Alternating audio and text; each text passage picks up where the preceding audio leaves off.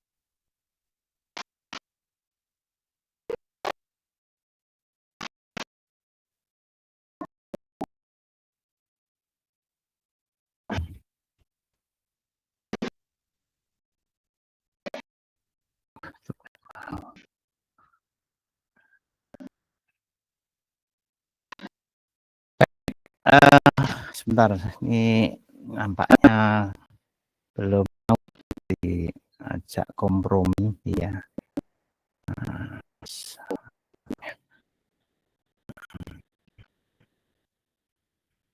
Baik, Ibu-ibu yang saya hormati, ini adalah moto dari Bapak Menteri yang sekarang, ini pendidikan bermutu untuk semua. Kemudian 6 program prioritas dari Bapak Menteri Pendidikan Dasar dan Menengah, di antaranya itu sebagai visinya itu Kementerian Pendidikan Dasar dan Menengah adalah menyediakan pendidikan bermutu untuk semua. Ini sesuai dengan Undang-Undang Nomor 20. Jadi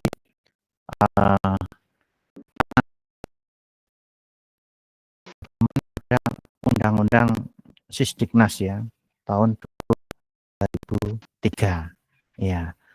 Sedangkan 6 program ya, 6 program prioritas dari Bapak Menteri itu yang pertama adalah penguatan pendidikan karakter.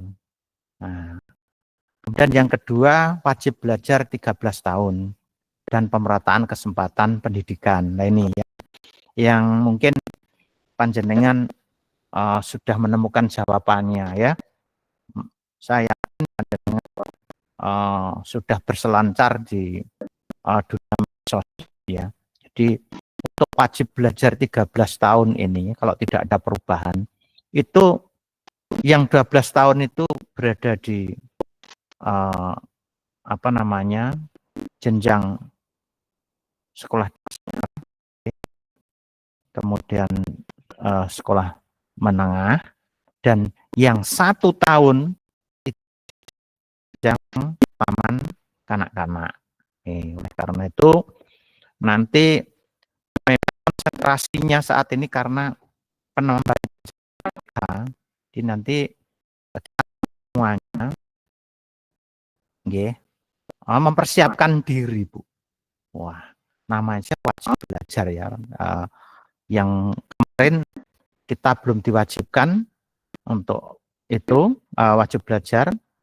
Saat ini kita memulai wajib belajar di jenjang TK. Nggak usah khawatir, nanti pasti akan ada surat edaran dan sebagainya dengan wajib belajar di taman kanak-kanak. Nggih, nggak usah khawatir, nggih. Kemudian yang berikutnya peningkatan kualifikasi, kompetensi dan kesejahteraan guru. Ini di medsos sudah banyak sekali, termasuk ini sudah disampaikan sendiri oleh Bapak Presiden dan juga dipertegas oleh Bapak Menteri. Terus yang berikutnya penguatan pendidikan unggul, literasi, numerasi dan sains. Ini ya di PAUD ini sudah ada nih ya, jadi kita menguatkan ya literasi, informasi dan sains teknologi. Kemudian pemenuhan dan perbaikan sarana dan prasarana pendidikan. Jadi nanti namanya pemenuhan yaitu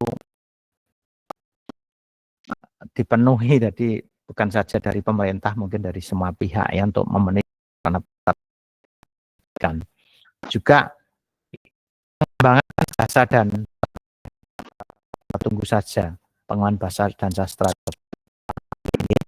Dan saat ini model yang diangkat oleh Bapak Menteri ya, yaitu pendidikan yang bermakna. Jadi nanti kalau kita pembelajaran itu betul-betul anak itu memaknai pelajaran tersebut, sadar anak mengikuti perintah guru. Jadi istilahnya pendidikannya pembelajaran yang bermakna dan menyenangkan begitu. Jadi dengan kata lain, tatkala anak itu berproses dan menyelesaikan suatu pembelajaran itu dengan penuh bangga dan senang hati. Nah, di TK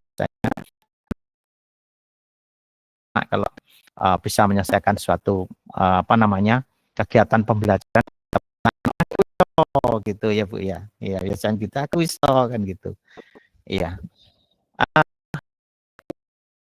Kemudian